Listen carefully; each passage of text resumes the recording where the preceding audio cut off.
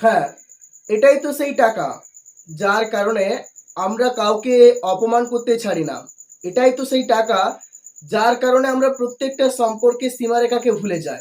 এটাই সেই টাকা, যার কাছে পৃথিবীর প্রত্যেকটা সম্পর্কই হার মেনে যায়।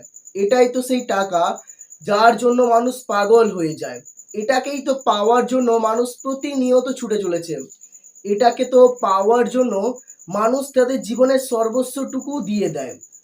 এই টাকা এমন একটা জিনিস যা আমাদের অতি প্রাচীন সম্পর্কগুলোকেও মুহূর্তের মধ্যে ধ্বংস করে দেয়।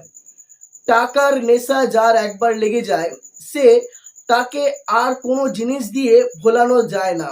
এই টাকা এমন একটা জিনিস যা তোমাকে বাঁচাতেও পারে, আবার তোমাকে মরাতেও পারে।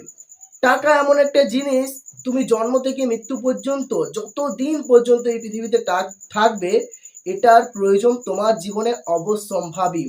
এই টাকা এমন একটা বস্তু যেটার জন্য আজ প্রতিটা মানুষ ছুটে চলছে। মানুষের জীবনে আজকে ইমোশনের দরকার নেই, কিন্তু দরকার আছে যে জিনিসটা, সেটা টাকা। সত্যি তো, টাকা আজকে কতটা প্রাসঙ্গিক সেটা আপনি তখনই বুঝতে পারবেন যখন এই টাকা নামক বস্তুটা আপনার কাছে থাকবে না।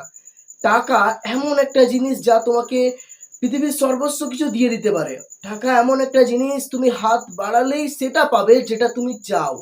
তাই প্রত্যেকের উচিত যে টাকা জীবনে অর্জন করা, ইকোনমিক্যালি ভাবে নিজেকে স্বাধীন করে তোলা, যাতে এই টাকাটা কারো কাছ থেকে তোমাকে চেয়ে নিতে না হয়।